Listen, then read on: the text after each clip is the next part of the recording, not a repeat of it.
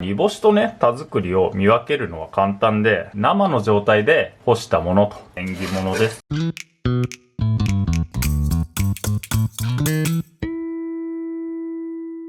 田作り、おせちの、定番料理の一つである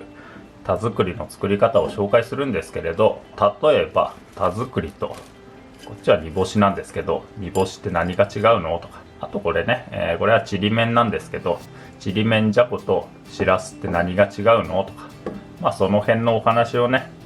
した後に、田作りの作り方を紹介しようかと思いますと。一番最初にね、ちりめんとしらすの違いについてお話ししますと、そもそもね、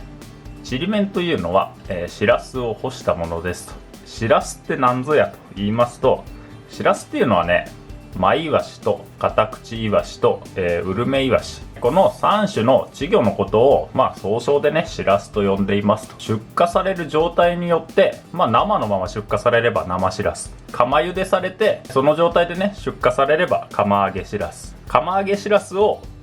軽く干したものがしらす干しで、そこからねさらに干して水分を飛ばしたものがちりめんじゃこと呼ばれていますと。だから生しらすとかね、釜揚げしらす、しらす干し、ちりめんじゃこっていうのは基本的にはこのね身に残った水分量の違いで、区別されていますと。だから日持ちを比べるとね、やっぱり水分が少ない分、このちりめんがね圧倒的に日持ちが良いですと。続きましてね、こっちじゃあ田作りとね煮干しって何が違うのって言いますと、田作りっていうのはね、基本的にはこれカタクチイワシなんですよ。カタクチイワシを干したものと、こっちのね煮干しっていうのは何かというと、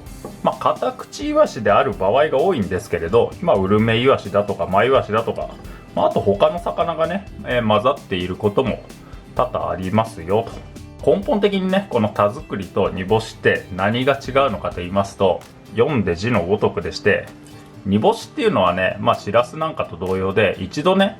釜茹でしてから干してるんですよ。田作りっていうのはこれはね火を通さずに生の状態で干したものと。そうだからこれね、同じカタクチイワシだけのものだとしても、煮干しの方は一度火が入ったものですと。で田作りの方は一度も火を入れずに生の状態で、干したものですよと。煮干しとね田作りを見分けるのは簡単で、これね魚って火を入れるとこのね目が白くなるんですよ。なので、煮干しの方はね、こう目が白くなっていると。田作りの方はね、これ生のまま干しているので、この目がね白濁せずに白いまま残っていますよと。だからこれね、見た目がね白っぽいのと黒っぽいのは単純にね火を入れるとこのタンパク質が固まってね、その影響で色が抜けて白くなるのと、生のまま干すからこのね黒色がしっかりと残っているものと、こういった違いがあって、煮干しと田作りは区別されていますと。はい、そしたらいよいよ田作り作っていきます。田作りをね美味しく作るポイントは、なんといってもこのね最初の殻入りといいますか、やっぱりねパリッとした食感があった方が美味しいので、油も何も使わずに田作りをいります。火加減は強火だとね当然ながら焦げてしまうので、中火から弱火の間ぐらいね。あんまり弱火だとね時間がかかってしまうので、焦げない程度の火加減で、ざっくりね全体をいってから、甘辛くね、味を入れていきます。で田作りってね、このパリパリとした食感が美味しいと僕は思っているので、そのねパリパリの食感を出すために、この最初にね全体をしっかりと煎ることで、そのパリパリの食感をね出すことができますよと。煎り始めてしばらくすると、こういうね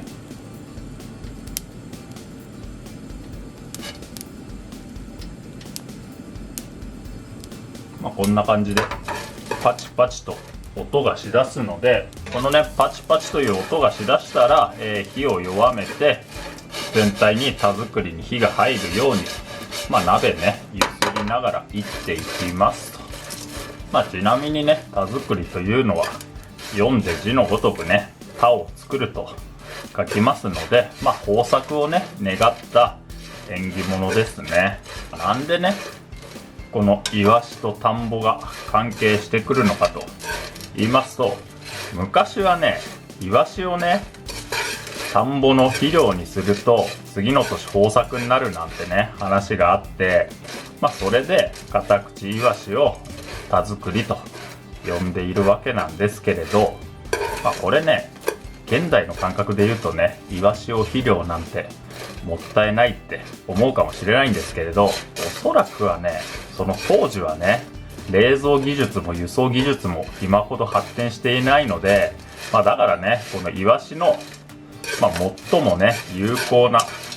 活用方法として、畑のね肥料にするっていう選択が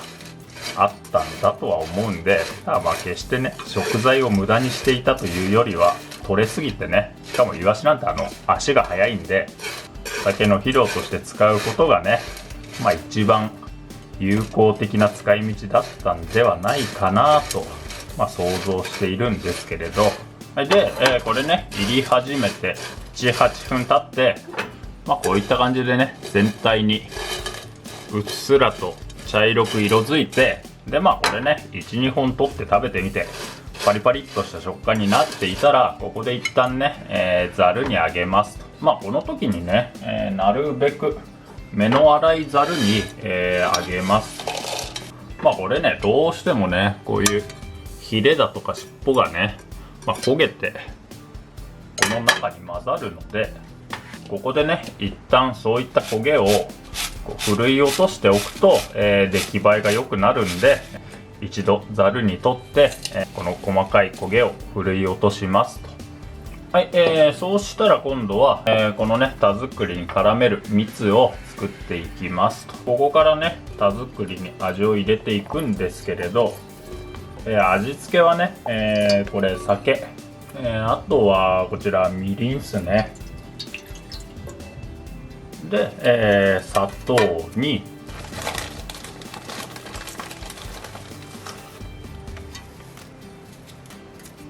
醤油と、味付けのね分量は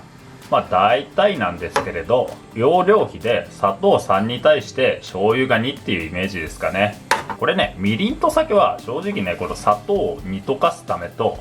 あとコクを加えるために入れてるっていう意味合いが強いので、酒みりんはね正直ねそこまで味に